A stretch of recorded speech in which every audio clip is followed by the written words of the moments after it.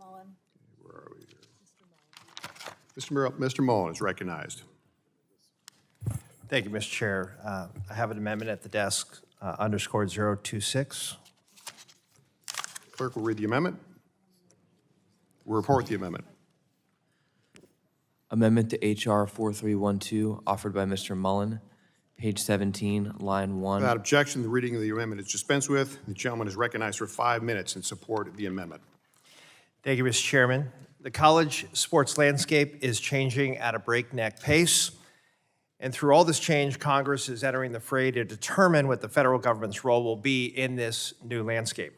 I'm deeply concerned that the SCORE Act prioritizes regulatory certainty for schools and athletic conferences over protections for college athletes. That is particularly evident in the bill's lack of provisions to prevent abuses from predatory agents. This bill, as written, only requires agents to register with athletic associations. A name on a list doesn't protect a student from a predatory contract or a bad actor with hidden conflicts of interest. My amendment, co-led by Mr. Vesey, aims to close this serious gap in the SCORE Act to better protect college athletes from predatory agents. Thank you to Mr. Vesey for your partnership on this important issue.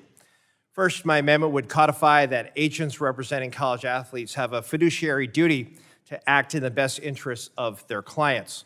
College athletes are often teenagers and young adults who have limited experience when it comes to fully understanding contracts or financial arrangements.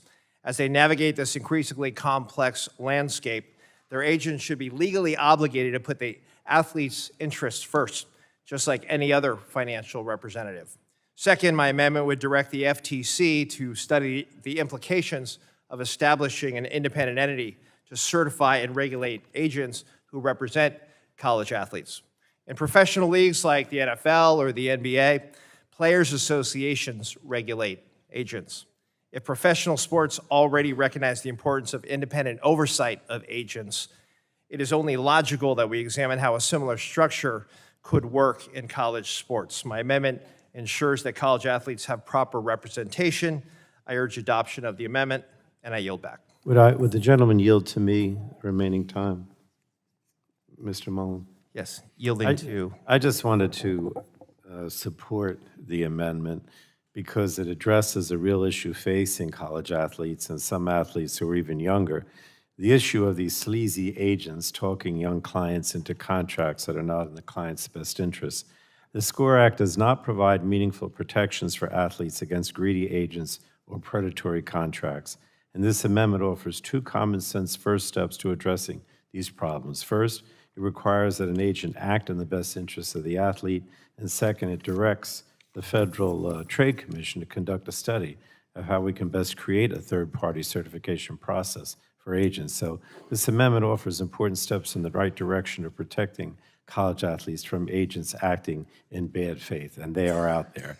So I urge my colleagues to support the amendment and yield back to Mr. Mullin. Thank you.